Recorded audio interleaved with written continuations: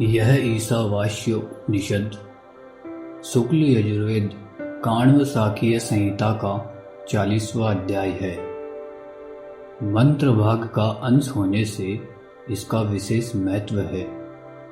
इसी को सबसे पहला उपनिषद माना जाता है। शुक्ल यजुर्वेद के प्रथम 39 अध्यायों में कर्म कांड का निरूपण हुआ है। यह उस कांड का अंतिम अध्याय है और इसमें भगवत तत्व रूप ज्ञान कांड का निरूपण किया गया है। इसके पहले मंत्र में ईशावास्यम वाक्य आने से इसका नाम ईशावास्यम माना गया। शांति पाठ। ओम पूर्णमद पूर्णमिदं पूर्णात् पूर्णमुदच्यते पूर्णस्य पूर्णमादाय पूर्णमेवावशिष्यते। ओम शांति शांति शांति। व्याख्या। वह सच्चिदानंद घन परब्रह्म पुरुषोत्तम सब प्रकार से सदा सर्वदा परिपूर्ण है। यह जगत भी उस परब्रह्म से ही पूर्ण है, क्योंकि यह पूर्ण उस पूर्ण पुरुषोत्तम से ही उत्पन्न हुआ है। इस प्रकार परब्रह्म की पूर्णता से जगत पूर्ण है, इसलिए भी वह परिपूर्ण है। उस पूर्ण ब्रह्म में से पूर्ण को निकाल लेने पर भी वह पूर्ण ही बचा रहता है। व्याख्या। मनुष्यों के प्रति वेद भगवान का पवित्र आदेश है।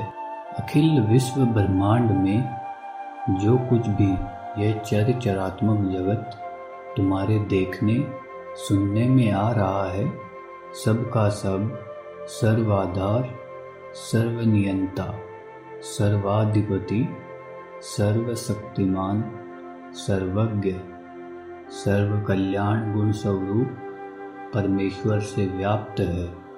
सदा सर्वत्र उन्हीं से परिपूर्ण है। इसका कोई भी अंश उनसे रहित नहीं है।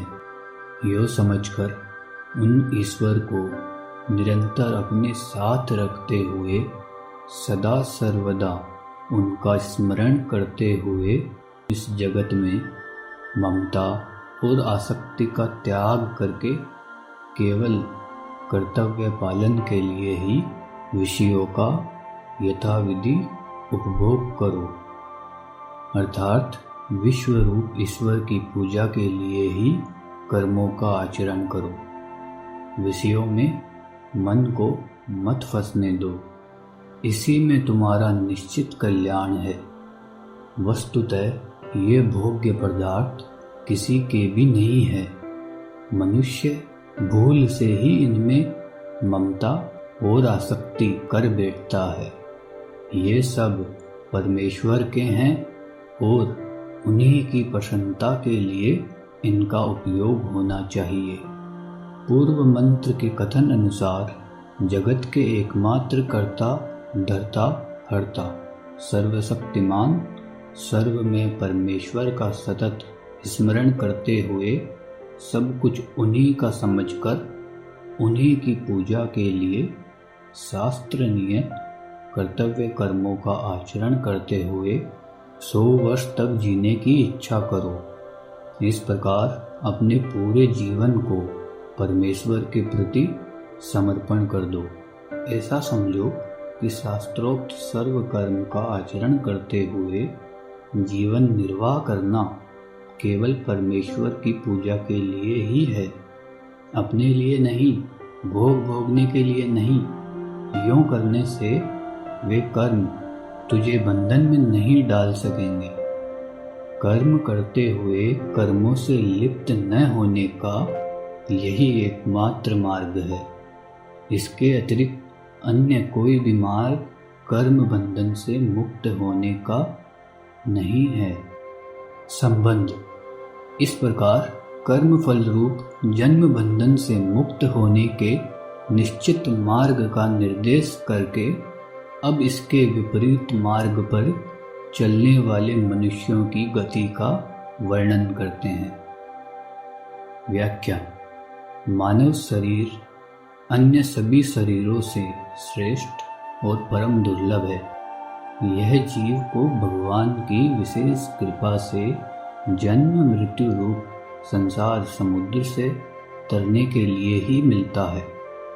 ऐसे शरीर को पाकर भी जो मनुष्य अपने कर्म समूह को ईश्वर पूजा के लिए समर्पण नहीं करते और काम उपभोग में ही जीवन का परम ध्येय मानकर विषयों की आसक्ति और कामनावश जिस किसी प्रकार से केवल विषयों की प्राप्ति और उनके यथेच्छ उपभोग में ही लगे रहते हैं, वे वस्तुतः आत्मा की हत्या करने वाले ही हैं, क्योंकि इस प्रकार अपना पतन करने वाले वे लोग अपने जीवन को केवल व्यर्थ ही नहीं खो रहे, वरन अपने को और भी अधिक कर्म बंधन में जकड़ रहे हैं।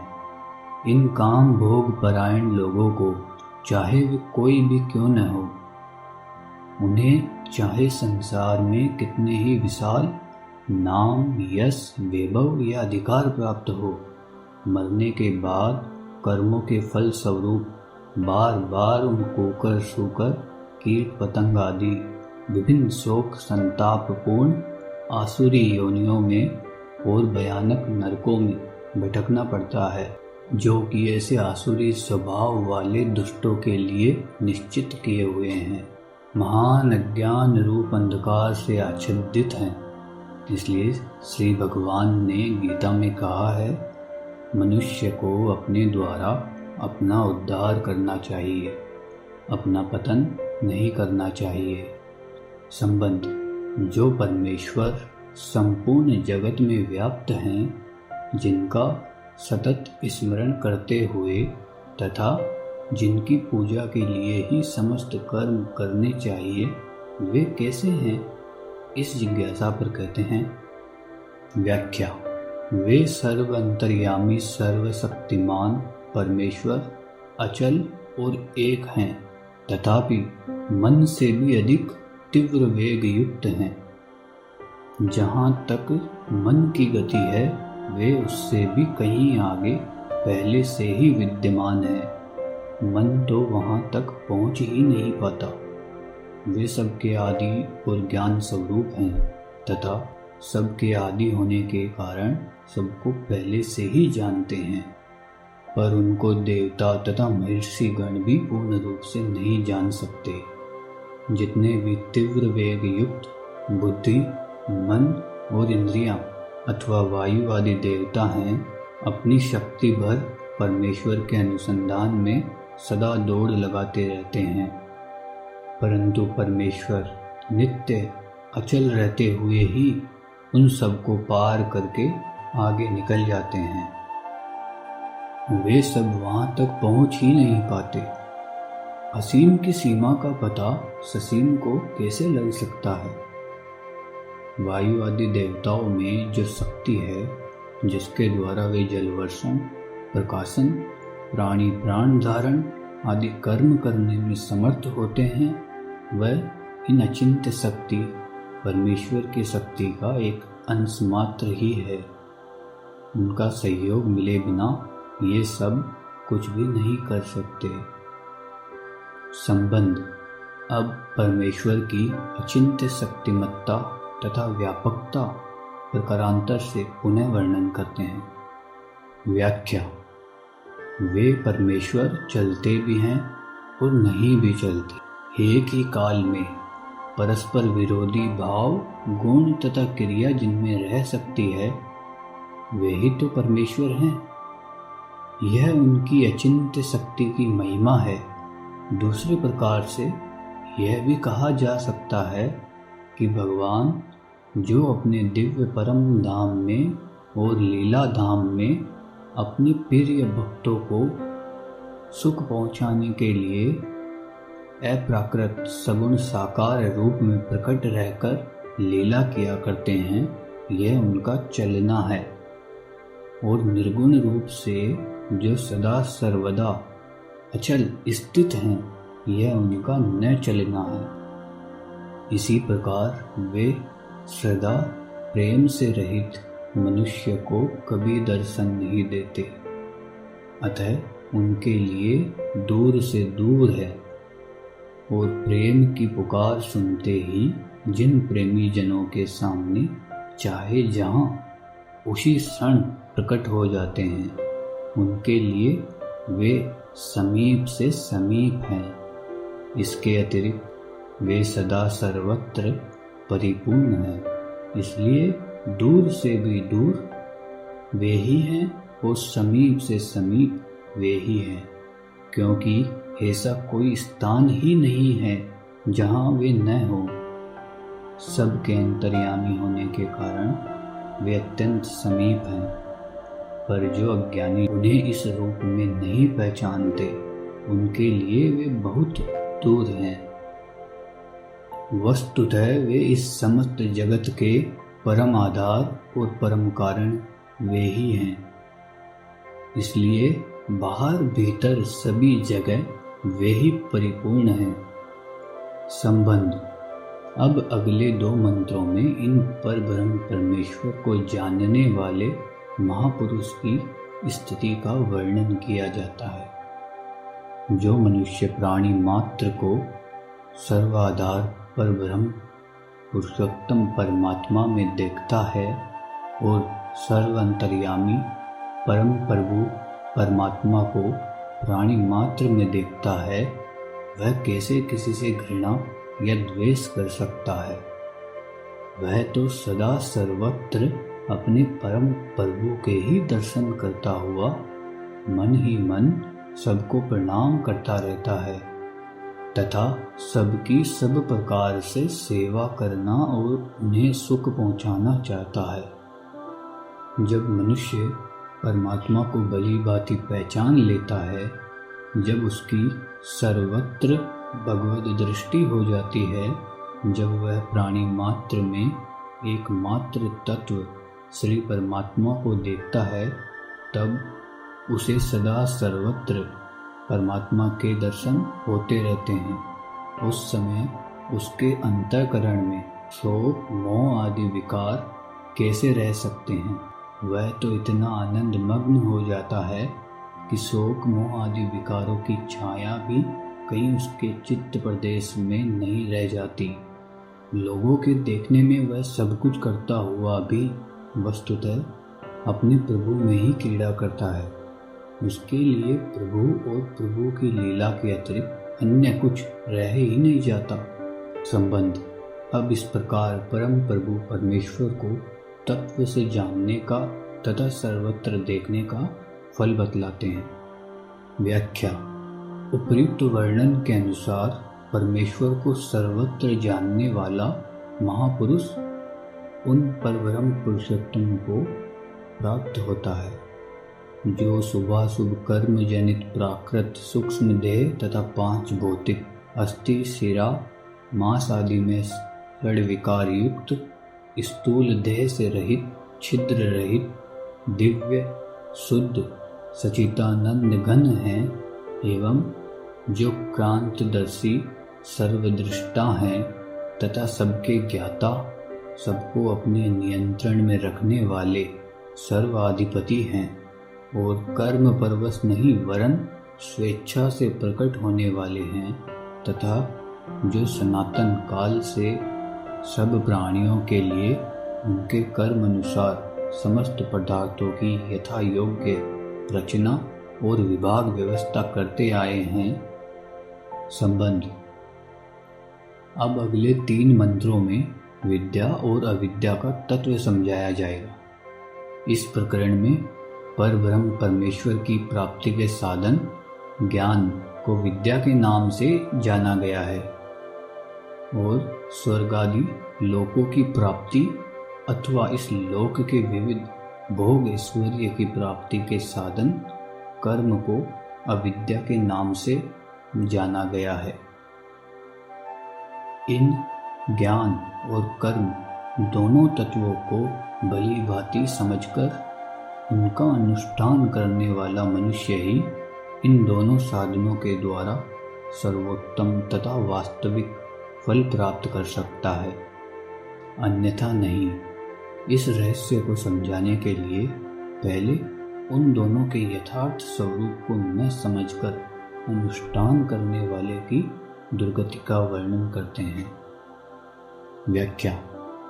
जो मनुष्य भोगों में आसक्त होकर उनकी प्राप्ति के साधन रूप अविद्या का विविध प्रकार के कर्मों का अनुष्ठान करते हैं, वे उन कर्मों के फल स्वरूप अज्ञान अंधकार से परिपूर्ण विविध योनियों और भोगों को ही प्राप्त होते हैं। वे मनुष्य जन्म के चरम और परम लक्ष्य श्री परमेश्वर को न पाकर निरंतर जन्म मृत्यु रूप संसार के प्रवाह में पड़े हुए विविध तापों से संतप्त होते रहते हैं।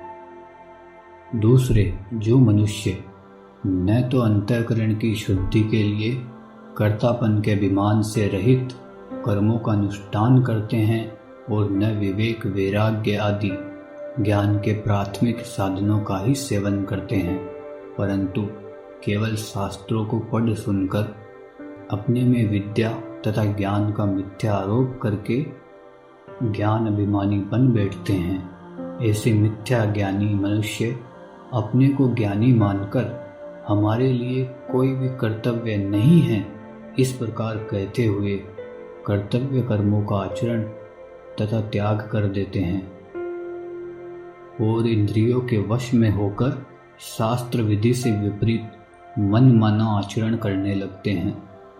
इससे वे लोग सकाम भाव से कर्म करने वाले विषय आसक्त मनुष्यों की अपेक्षा अधिकतर अंधकार को पशु पक्षी शूकर कुकर आदि नीच योनियों को और रौरव कुंभिपाक आदि घोर नरकों को प्राप्त होते हैं। संबंध।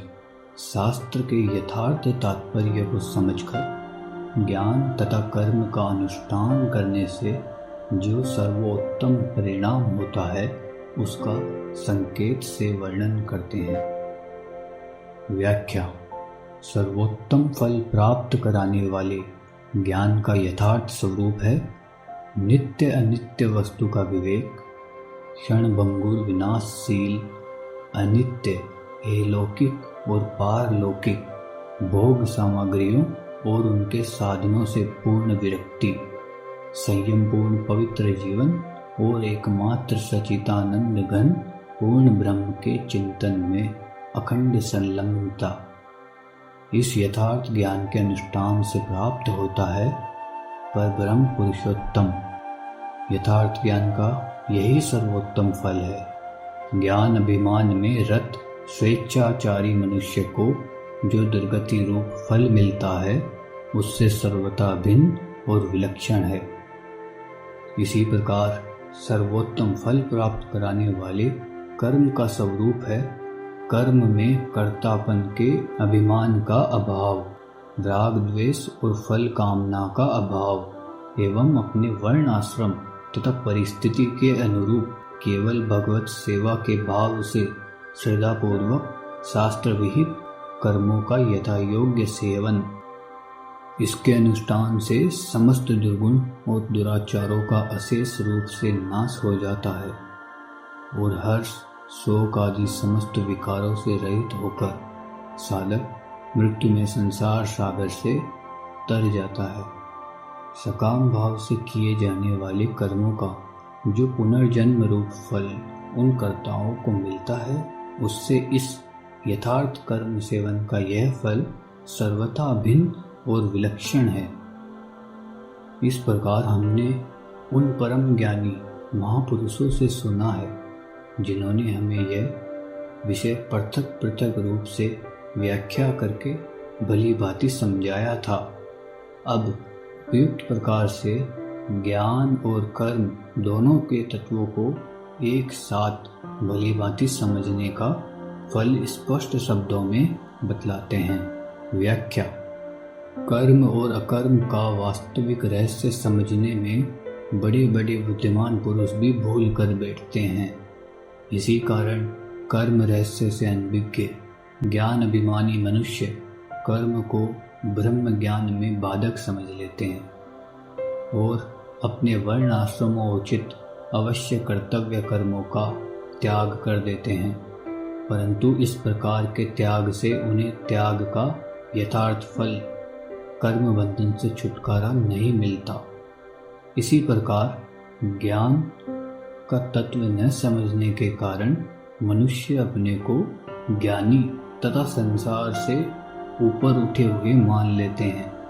अतः वे या तो अपने को पुण्य पाप से अलिप्त मानकर मनमाने कर्म आचरण में प्रवृत्त हो जाते हैं या कर्मों को भार रूप समझकर उन्हें छोड़ देते हैं और आलस्य, निद्रा तथा प्रमाद में अपने दुर्लभ मानव जीवन के अमूल्य समय को नष्ट कर देते हैं।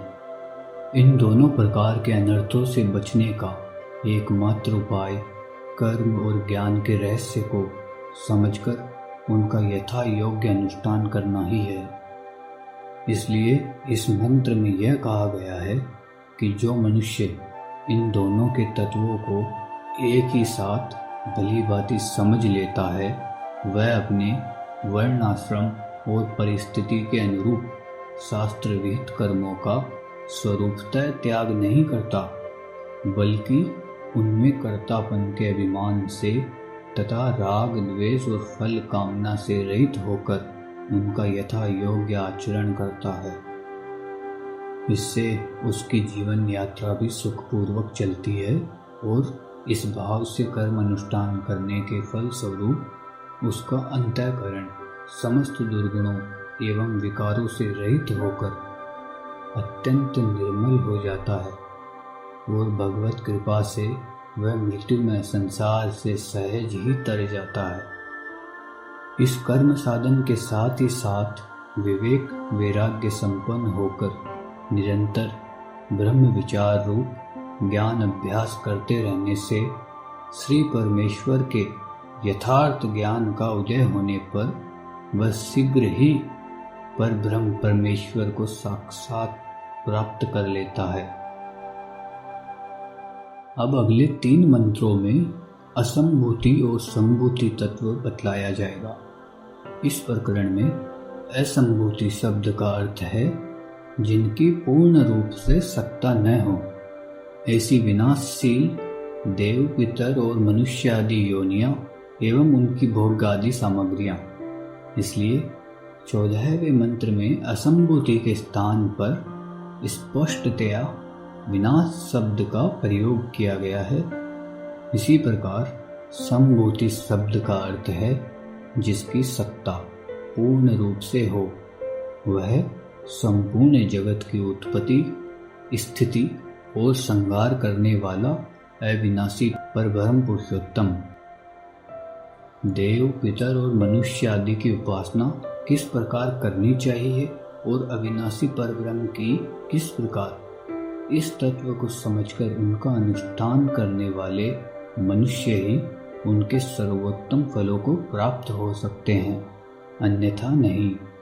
इस भाव को समझाने के लिए पहले उन दोनों के यथार्थ स्वरूप को न समझकर अनुष्ठान करने वालों की दुर्गति का वर्णन करते हैं। व्याख्या: जो मनुष्य विनाशशील स्त्री, पुत्र, धन, मान, कीर्ति, अधिकार आदि इस लोक और परलोक की भोग सामग्रियों में आसक्त होकर उन्हीं को सुख का हेतु समझते हैं तथा उन्हीं के अर्जन सेवन में लगे रहते हैं, इन भोग सामग्रियों की प्राप्ति, संरक्षण तथा वृद्धि के लिए इन विभिन्न देवता, पितर और मनुष्य आदि की उपासना करते हैं, जो स्वयं जन्म मरण के चक्र में पड़े होने के कारण अभावग्रस्त और शरीर की दृष्टि से विनाशशील है।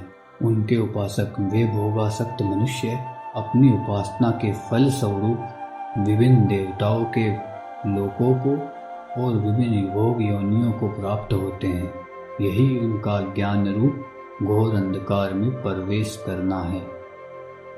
दूसरे, जो मनुष्य शास्त्र के तात्पर्य को तथा भगवान के दिव्य गुण, प्रभाव, तत्व और रहस्य को न समझने के कारण न तो भगवान का भजन ध्यान ही करते हैं और न श्रद्धा का भाव तथा भोगों में आसक्ति होने के कारण लोक सेवा और शास्त्र विहित देवोपासना में ही प्रवृत्त होते हैं, वैसे वे विषयासक्त मनुष्य झूठ मूठ ही अपने को ईश्वर उपासक बतलाकर सरल हृदय जनता से अपनी पूजा कराने लगते हैं। ये लोग मिथ्याभिमान के कारण देवताओं को तुच्छ बतलाते हैं और शास्त्र अनुसार अवश्य कर्तव्य देव पूजा तथा गुरुजनों के सम्मान सत्कार करना भी छोड़ देते हैं। इतना ही नहीं, दूसरों को भी अपने वाग जाल में फंसाकर उनके मन में देव उपासना आदि के प्रति अश्रद्धा उत्पन्न कर देते हैं। ये लोग अपने को ही ईश्वर के समकक्ष मानते मनवाते हुए मनमाने दुराचरण में प्रवृत्त हो जाते हैं। ऐसे दंभी मनुष्य को अपने दुष्कर्मों का कुफल भोगने के लिए बाध्य होकर कुकर तथा सूकर आदि नीच योनियों में और रौरव कुंभिपाक आदि नरकों में जाकर भीषण यंत्रणाएं भोगनी पड़ती है। यही उनका विनाशशील देवताओं की उपासना करने वालों की अपेक्षा अधिकतर घोर अंधकार में प्रवेश करना है। संबंध शास्त्र के यथार्थ तात्पर्य को समझकर संभूति और असंभूति की उपासना करने से जो सर्वोत्तम परिणाम होता है, अब संकेत से उसका वर्णन करते हैं।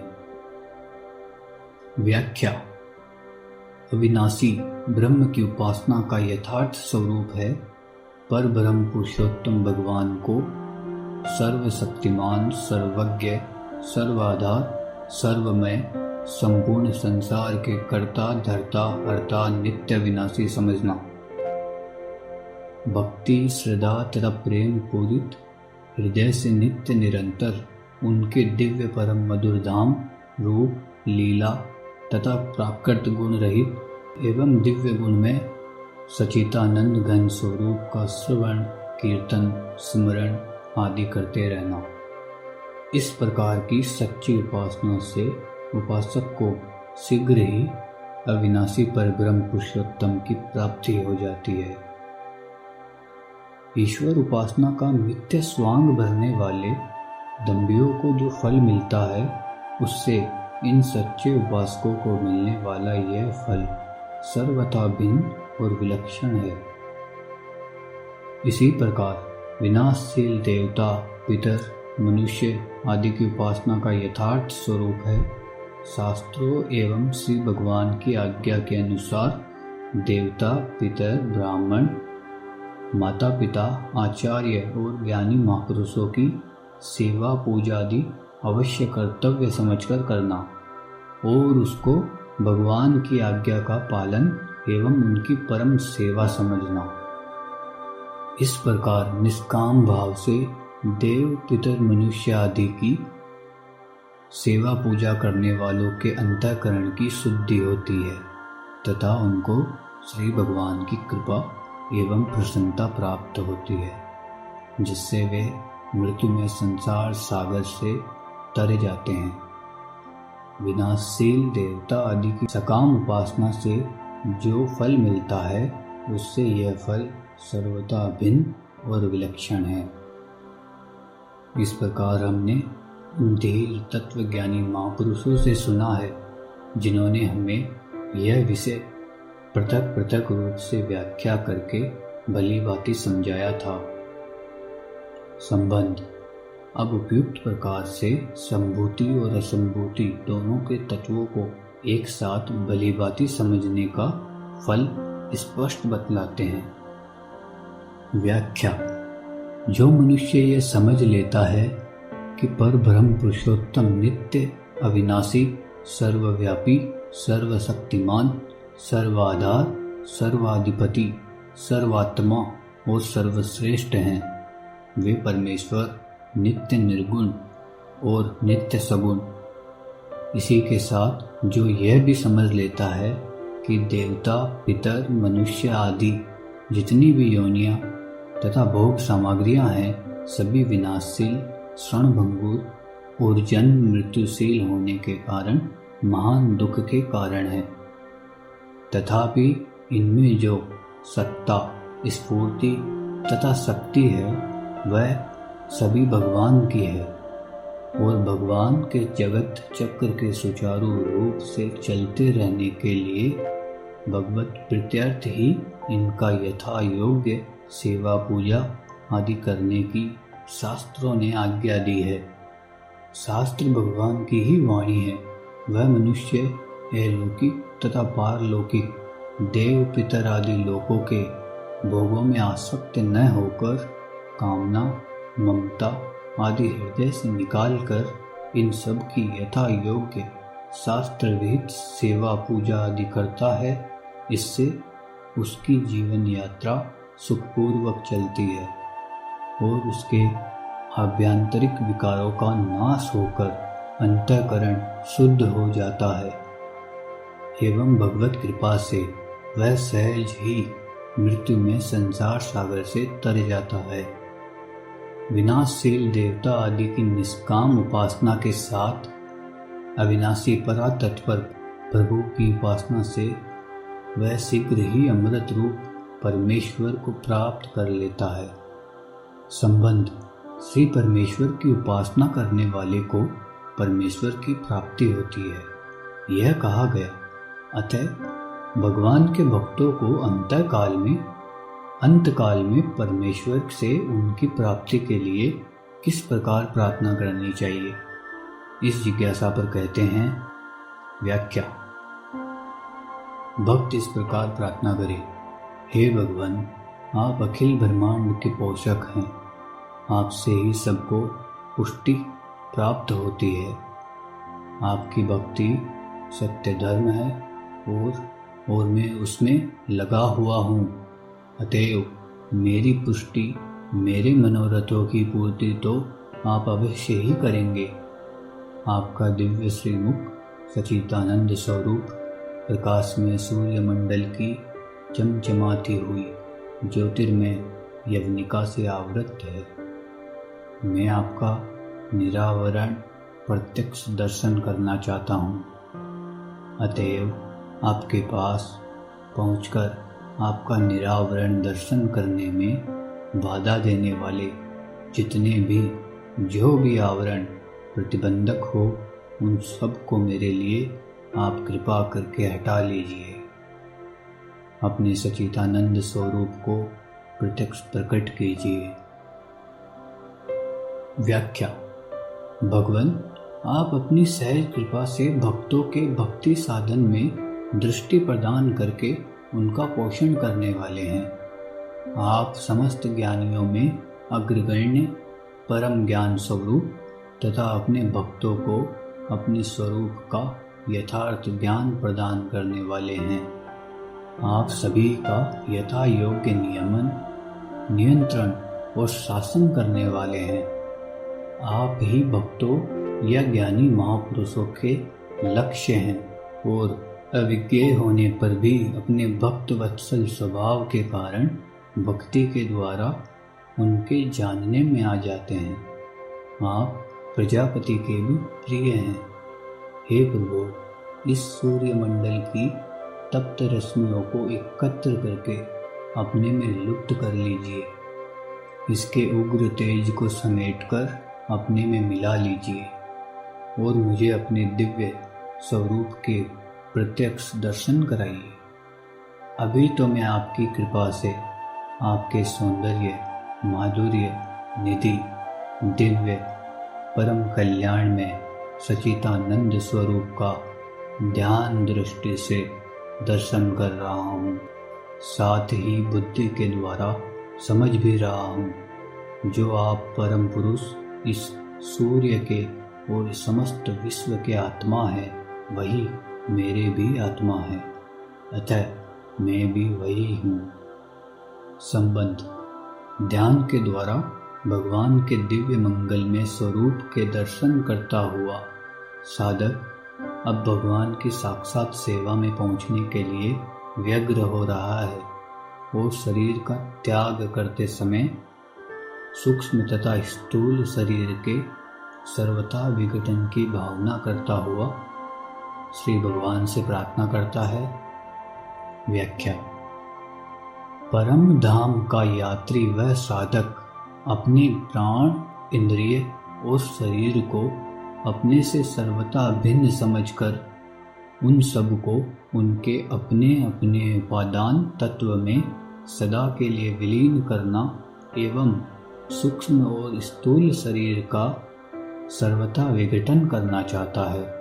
इसलिए कहता है, प्राण आदि समष्टि वायु आदि में प्रविष्ट हो जाए और स्थूल शरीर जलकर भस्म हो जाए। फिर वह अपने आराध्य देव परब्रह्म पुरुषोत्तम श्री भगवान से प्रार्थना करता है कि हे यज्ञ में विष्णु सच्चिदानंद विज्ञान स्वरूप परमेश्वर, आप अपने निज जन मुझको और मेरे कर्मों को स्मरण कीजिए। आप स्वभाव से ही मेरा और मेरे द्वारा बने हुए भक्ति रूप कार्यों का स्मरण करेंगे, क्योंकि आपने कहा है, मैं अपने भक्त का स्मरण करता हूँ और उसे परम गति में पहुँचा देता हूँ, अपनी सेवा में स्वीकार कर लेता हूँ, क्योंकि यही सर्वश्रेष्ठ गति है। इसी अभिप्राय से भक्त यहाँ दूसरी बार फिर कहता है कि भगवान, आप मेरा और मेरे कर्मों का स्मरण कीजिए। अंतकाल में मैं आपकी स्मृति में आ गया तो फिर निश्चय ही आपकी सेवा में शीघ्र पहुंच जाऊंगा।